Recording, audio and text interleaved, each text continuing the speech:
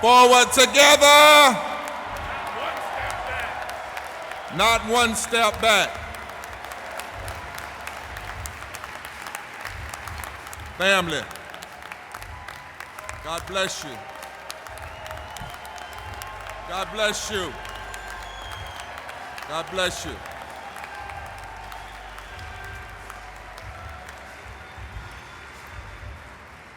We thank God this morning for waking us up and allowing us this space. I want to thank all of you, my great friends and allies in the SEIU House of Labor, to my sister beloved, President Mary Kay,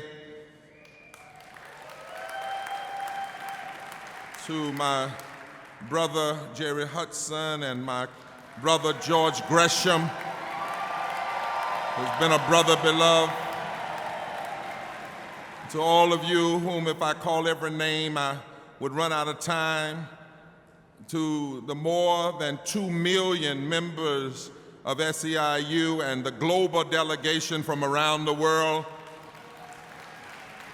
You have been my friends personally, to the North Carolina NAACP and to the Forward Together Moral Movement, and I greet you also this morning on behalf of repairers of the breach that's working with the Fight for 15 as we move across this nation.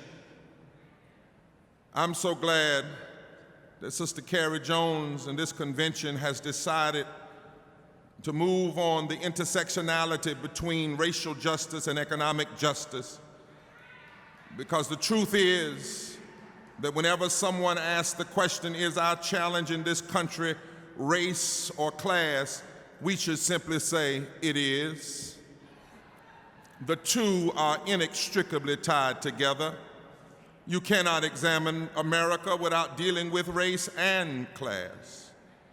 Dr. King in the 1960s said to a group just like this, together, we must exert massive pressure on the government to get jobs for all. Together we must form a grand alliance. Together we must merge all people for goodwill. Dr. King said it in 1961 and then again in 67. It might just be the only groups that can form the massive reconstruction of American society is a massive coalition of blacks, poor whites, progressive whites, working class folk, the recipients of welfare, Native Americans. This may be the only coalition, he said, that can shift America's economic architecture and make the profound changes necessary to care for all the people. Today, standing quite humbly in that tradition, I want to update Dr. King's assessment and say we must come together. In order to address the race and class connections, though we must understand, as President Mary Kay said, the depth of it. And in order to do that, we must understand the reconstruction and deconstruction periods of American history. The first Reconstruction took place in the shadow of slavery, amid the wreckage of the Civil War beginning in 1865. African Americans joined hands with whites in the North and whites in the South who were willing to see them as allies. They came together and they set out to nurture what Abraham Lincoln had called a new birth of freedom and what Frederick Douglass had fought for and Harriet Tubman had fought for, and they formed something called fusion coalitions. In the 1800s, by 1868, 1870, all of the southern states were led by fusion coalitions. Black and whites came together, took over the state legislatures, rewrote constitutions, hammered out new constitutions, opened up citizenship for all people, built the first public schools, began to talk about labor rights, outlawed slavery, extended the ballot to all men regardless of color. Together, between 1868 and 1880s, they launched a brave experiment with a more expansive democracy, but in less than 5 years, it came under opposition.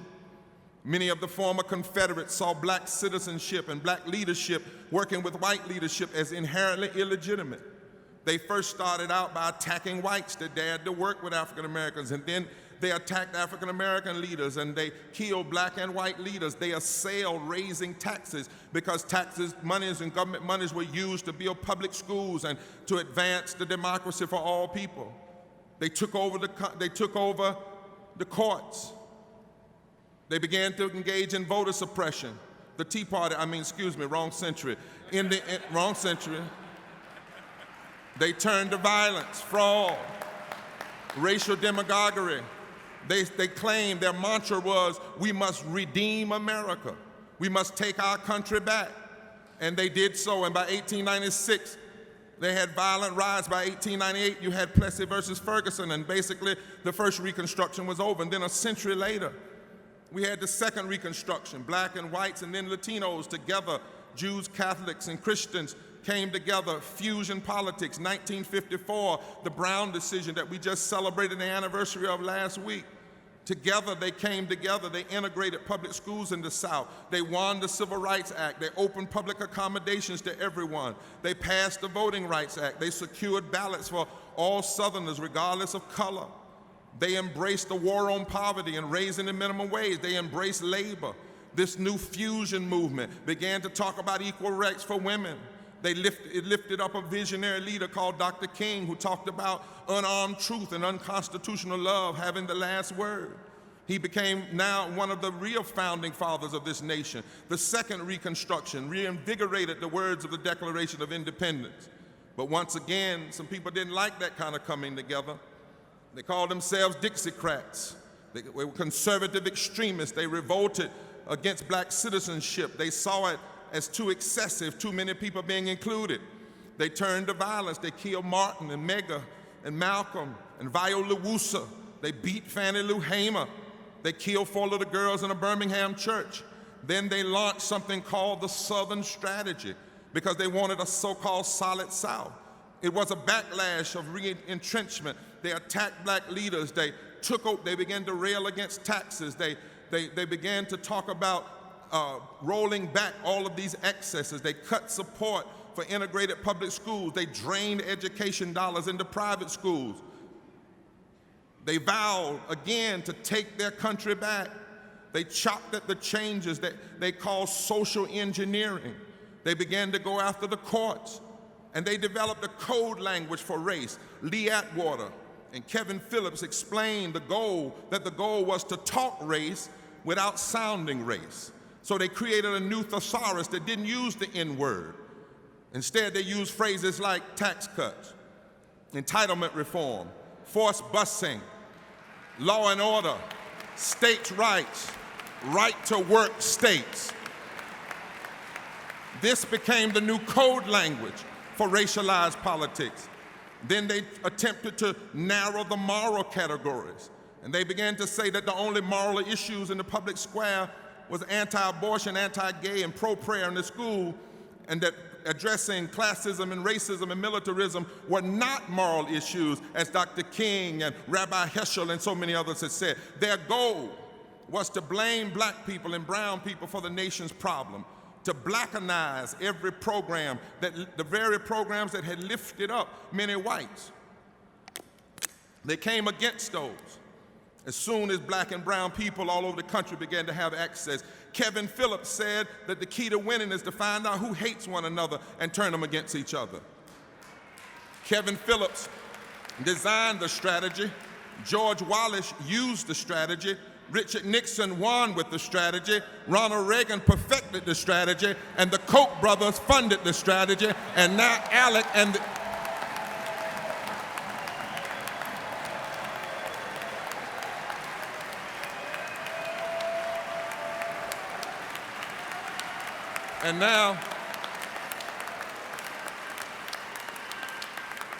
now Alec and the extreme Tea Party are trying to put money and policy behind the strategy to extend the strategy. And for nearly 50 years, this strategy has been used to turn working class white people and black people in the Midwest, in the northern suburbs, and especially in the South, against one another when we should be allies with one another to stand against.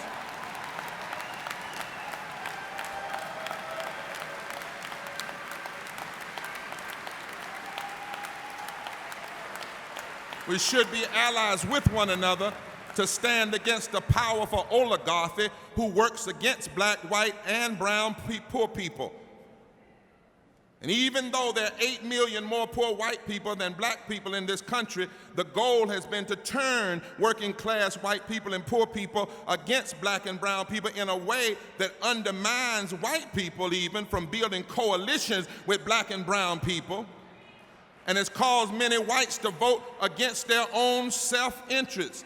How else do you explain that the majority of the counties in this country that are poor, especially in the South, are mostly white, but they're electing political representatives that are the most adverse and opposition to labor and economic justice policies?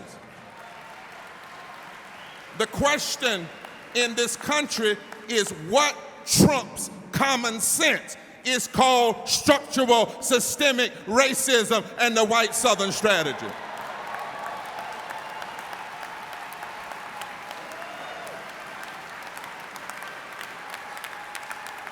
And that's why we make a mistake when we only consider racism to have shown itself when we catch somebody on tape using the N-word, or when they fly a Confederate flag, as bad as it is. The fact of the matter, the governor of South Carolina has proven you can take the flag down and still keep racism up. In fact, in some ways, taking that flag down was racist, because the flag didn't come down through the NAACP boycotts. The governor said, now that 9 people have died, I'm going to take the flag down. What? You mean black lives really don't matter, only black death matters? And it takes 9 deaths for you to bring down a flag of a war that was lost 150 years ago?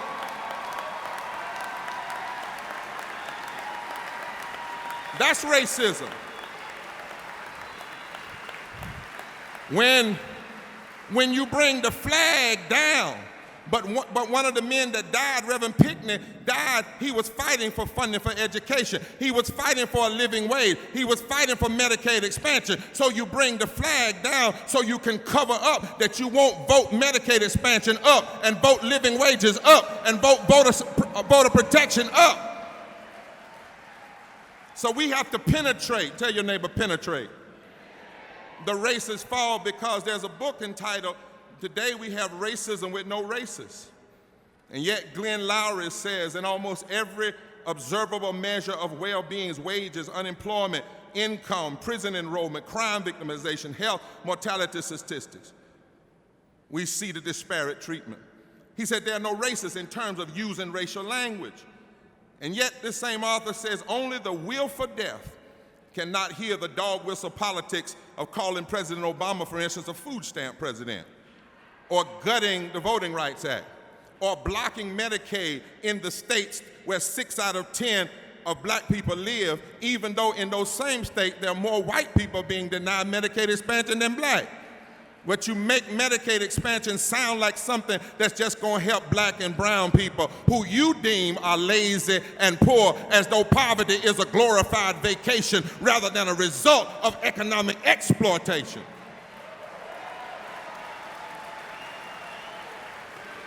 Dog whistle politics, camouflage race baiting and labor-hating politicians use strategies to control. And that's why they're after the 11 southern states. They want that southern strategy to stay in place. Because when you can control 11 southern states, you can control 22 Senate seats in the United States Congress, which means you only need 4 to have a majority from the other 39 states. If you control 11 southern states, you control 131 House seats. That's 31% of the United States House, which means you only need 19 to 20% out of the other 39 states to have a majority. If you can control 11 states, you control 11 governors that control 11 boards of election. If you can control 11 states, you can control 11 state houses that keep voting right to work, so-called right to work laws in that impact working people. In other words, the Southern strategy, unchallenged, allows a stranglehold against racial justice and economic justice, and it holds the nation hostage. And in this strategy, that's what's behind voter suppression laws we see right now.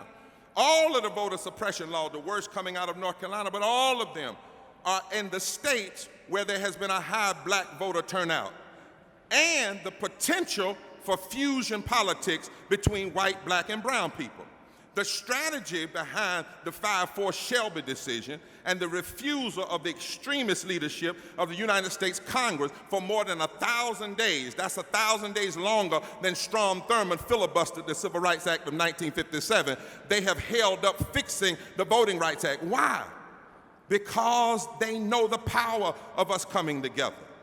And despite the fact that there is this refusal, there's been this refusal to own racism, we see race baiting and labor hating in this strategy of extremism. Do you know that the U.S. Attorney General today has less power to deal with voting rights attack than the U.S. Attorney General had in 1965, 51 years ago after Selma to Montgomery? That is why labor rights and the fight for voting rights, we must see them as united. Voting rights is not just a black issue. To attack voting rights is to attack labor rights, is to attack living wages, is to attack health care. It is to undermine our democracy. That is why we must have a grown-up conversation about race and class, because at the very time that we have more potential, for instance in the South and in the Midwest and in the Rust Belt, to break open the Solid South, to break open this extremism, to dismantle the Southern strategy, at a time when if you just register 30% of the unregistered black and brown voters, for instance in the South, and they vote 60% and build coalition with progressive whites around an anti-racism, anti-poverty, pro-labor, pro-justice agenda, we can break the stranglehold of the Southern strategy and free the nation. At the very time, movements like the Fight for 15 and Moral Monday and the NAACP and SEIU and Black Lives Matter represent the possibility for a third Reconstruction, we are seeing the greatest attacks on voting rights and labor rights happen simultaneously. And my friends, it is not our weakness they fear, it is our strength.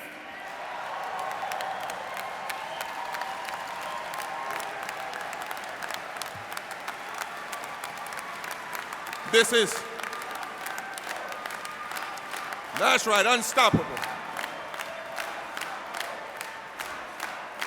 This is why,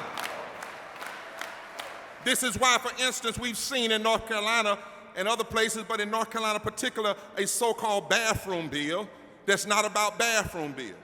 Inside the bill is a prohibition against raising the minimum wage and paying sick leave and paying vacation leave and having minorities set aside. Inside that same bill is a policy to end the ability of employment discrimination claims in the state court.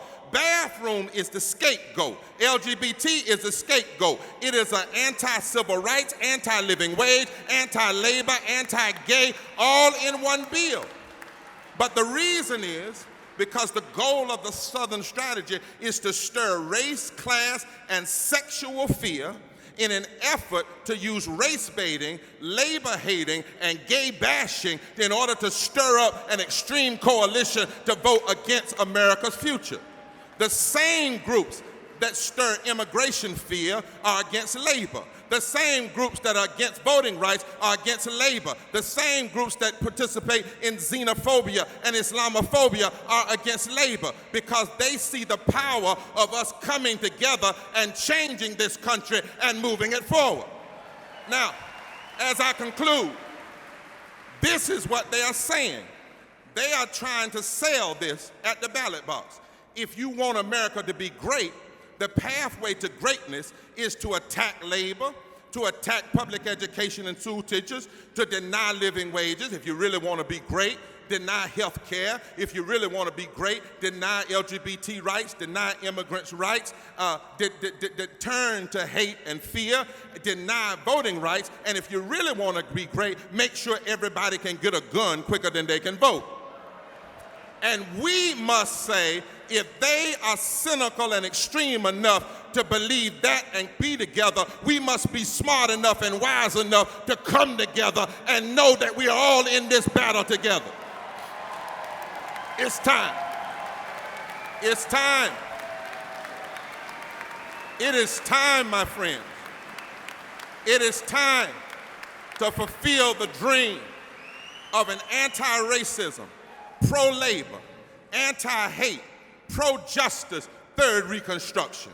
If we are serious about racial justice and economic justice, we must come together right now around an intersectional agenda. What would it look like? Number one, we demand that we secure pro-labor, anti-poverty policies that ensure economic sustainability by fighting for full employment, living wages, the alleviation of disparate unemployment, support for affirmative action, a green economy, labor rights, affordable housing, targeted empowerment zone, strong safety nets for the poor, fair policies for immigrants, critiquing war policies that further disable our ability to have a real war on poverty, infrastructure development, and fair tax reform for working people. Number two, educational equality by ensuring that every child receives a high-quality, well-funded, constitutional, diverse public education, regardless of their race or their class, with access to community colleges and universities.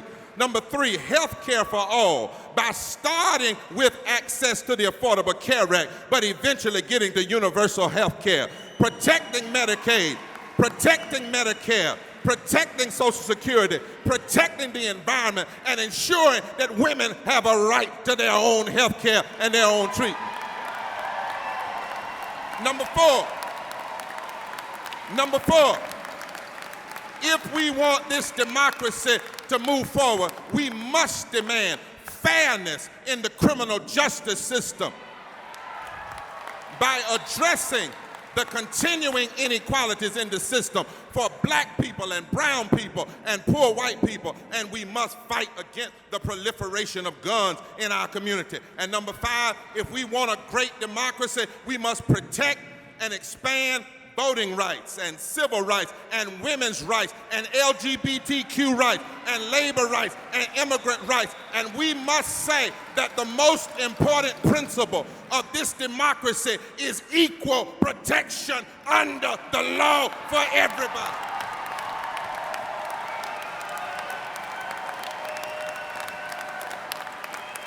And we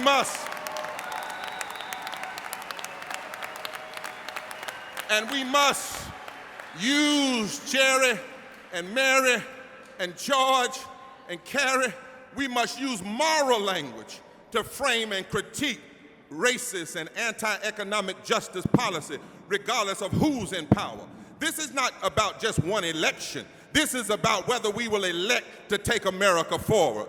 We must declare that some things are not about left versus right. That comes out of the French Revolution. We're in the 21st century, the whole left versus right construct. Some things are not Democrat versus Republican. Some things are not conservative versus liberal, because I'm both. I'm conservative with ketchup and liberal with hot sauce. That's just how I am. So we need new language. Some things are just wrong. Some things are just immoral. Some things are just wrong, and we must remember our Constitution says establishment of justice. That's not Democrat or Republican, that's just constitutional morality. Our deepest religious faith says let justice roll down like water. Our deepest religious faith says love must be supreme. Our deepest religious faith says caring for the least of these must be at the center of our public policy. And if that's true, and I know it is, then racism is just wrong and immoral. Economic injustice is just immoral. Hate is just wrong and immoral. It's morally indefensible, it's constitutionally inconsistent, and it's economically insane. So it's just wrong. And somewhere, black, brown, yellow, red, and white, we must come together for what is right. Let me be a preacher for 2 seconds. Last week, 2 Sundays ago, was Pentecost. In my faith tradition, Pentecost is when scattered disciples that were being beat up by an oppressive government, male and female, of different races. Their leader had been crucified, and they were trying to shut them down. They were trying to shut down the movement. Rome was. But then those disciples, male and female, all different races, they came together in an upper room on the second floor, and something happened. They got power to fight on anyhow. We call it Pentecost. We call it moral power. It made them unstoppable. A new wind began to blow. The fire of justice began to inspire them. They started speaking in other tongues, the tongues of love and the tongues of justice. I just got a question. Could it be that here in Cobo Hall on the second floor, it's time for us to lead America to a political, social, and labor and racial Pentecost? Pentecost. Could it be time? Could it be time for a Pentecost? Could it be that if Mara Monday and the Fight for 15 get together? Could it be if SEIU and labor, the NAACP and civil rights gets together? Could it be that when we come together, a Pentecost will come? A racial and a labor Pentecost. Could it be that some new wind is blowing? Could it be that some new fire is burning? Could it be that it's time to speak in a new tongue? Could it be that when we all come together, we can save the soul of this democracy? I feel the spirit in this room. I feel power, power, power in this room when we all come together. When we all come together. When we all come together. When we all come together. What a day! What a day! What a day! What a day! What a day! What a day!